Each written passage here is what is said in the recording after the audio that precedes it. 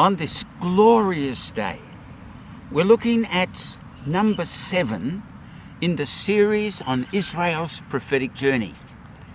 And the topic, again, it's another tragic story. Remember, we've been told that what happened to Israel is an example for those upon whom the ends of the world have come. We have to learn the lessons that Israel experienced. So we're going to look at the restoration of the glory. Now, that sounds a much more interesting and wonderful subject, but it begins with tragedy. In 1 Samuel chapter 1 to chapter 4, we read the story of Elkanah and Hannah. They were barren. They had no child. But they went to the house of God and they prayed and they sought the face of God for the miracle of a child. But while Hannah was praying and weeping before the Lord, Eli, the high priest, an example of the decadence of the priesthood, he was a man who couldn't discern between a woman praying and a drunk woman. We see that in 1 Samuel chapter 1, 12 to 16. We're also told he was a man whose eyesight was dim. He was vision impaired physically and spiritually due to his old age and due to allowing immorality to happen in the midst of the priesthood.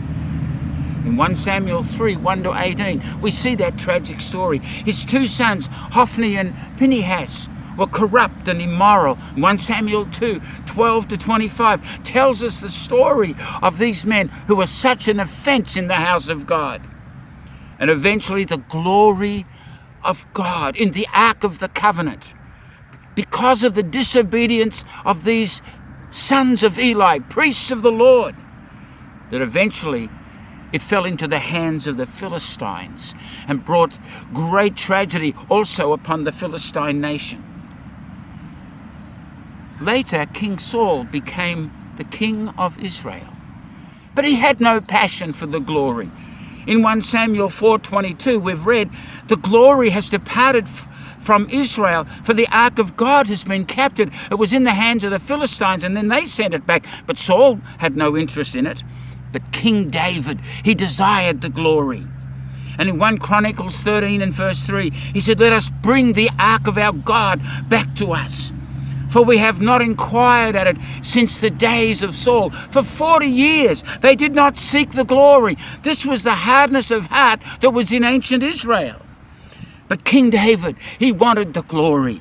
Oh, and we read in 1 Chronicles 13, 7 to 8, he had brought the people together and got them to unite, and they said, yes, we will restore the glory of God. We'll build a tabernacle on Mount Zion, and we will bring the glory back to Jerusalem. In 1 Chronicles 13, 7 to 8, it says they carried the ark of God on a new cart. David wanted the very best, a brand new cart. He didn't want anything old. He wanted something new and modern. And this new cart from the house of Abinadab and Uzzah and Ahio drove the cart. Then David and all Israel played music before God with all their might, with singing on harps, on stringed instruments, on tambourines, on cymbals, and with trumpets. What could go wrong? They're praising and worshiping the Lord. Wow! But they didn't do it God's way. There was going to be failure before glory. When the oxen stumbled and the ark was about to fall off the ark, Uzzah stretched out his hand and he was slain by the glory of God. We see that in 1 Chronicles 15 and verse 2, David repents. He realized we have to return to God's word. If we want the glory, it has to be God's way. And in 1 Chronicles 15, 12 to 15, we see that. And when he did it the second time, according to God's word, David's tabernacle was built in Zion. In Amos 9, 11 to 12, Acts 15, 16 to 17, we can see that this restoration was part of what God had planned for the end times to bring in a great harvest of souls. The glory returns, and in Psalm 50 and verse 2, out of Zion the perfection of beauty, God will shine. In Psalm 132, 13 to 14, the Lord has chosen Zion. He has desired it for his dwelling place. This is my resting place forever. The ark is coming. And in Isaiah 61 to 2, we are told that the glory of the Lord will arise upon his people. Hey, look, I can see it. The ark, it's coming down the road.